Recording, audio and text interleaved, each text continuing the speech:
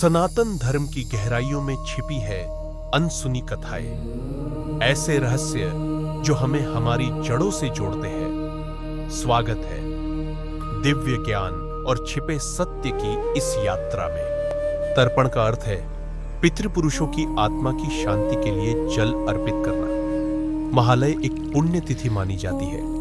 इस दिन 15 दिनों के पितृपक्ष का समापन होता है।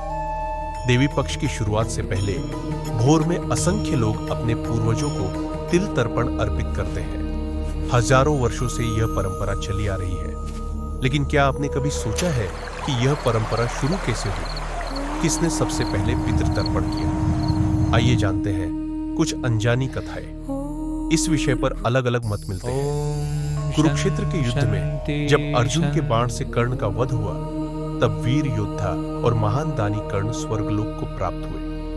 वहां उन्हें भोजन के स्थान पर सोना, हीरे और मणिमाणिक्य प्रदान किए गए। कर्ण हैरान होकर देवराज इंद्र से पूछते हैं, इन रत्नों को मैं भोजन की तरह कैसे ग्रहण करूं? मुझे आहार क्यों नहीं मिला? देवराज इंद्र उत्तर देते हैं, जीवन काल में तुम अद्वितीय दानी कहलाए। तुमने अनगिनत दान किए, यहां तक कि अपने जन्मजात कवच और कुंडल तक दान कर दिए। लेकिन एक दान तुमसे छूट गया। तुमने कभी अपने पितृपुरुषों को जल अर्पण नहीं किया। इसी कारण स्वर्ग में तुम्हें जलपान का अधिकार नहीं मिला। इंद्र की बात सुनकर कर्ण ने प्रायश्चित किया। उन्हें 16 दिनों के लिए पृथ्वी पर लौटने की अनुमति दी गई। उन दिनों उन्होंने अपने पितरों को जल और अन्न अर्पित किया। यही कालखंड पितृपक्ष कहलाया और इसके अंत में तर्पण करने की परंपरा शुरू हुई। रामायण में भी तर्पण का उल्लेख मिलता है।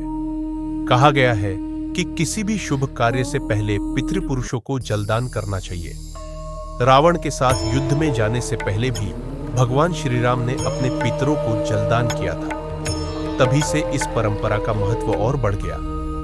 शास्त्रों के अनुसार जब सूर्य कन्या राशि में प्रवेश करता है, तभी पितृपक्ष की शुरुआत होती है। इस समय पूर्वज पितृलोक से अपने वंशजों के घर आते हैं। एक पक्ष 15 दिन तक वे पृथ्वी पर रहते हैं और जब सूर्य वृश्चिक राशि में प्रवेश करता है, तब पुनः पितृलोक लौट जाते हैं।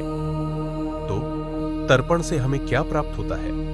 हमें मिलता है मन का सुकून, जीवन की निरंतरता का एहसास और अदृश्य रूप से प्रवाहित होने वाला आशीर्वाद। हमें मिलती है जड़ों की वह शक्ति जो धरती के गहरे भीतर हमें तूफानों में भी अडिग बनाए रखती है।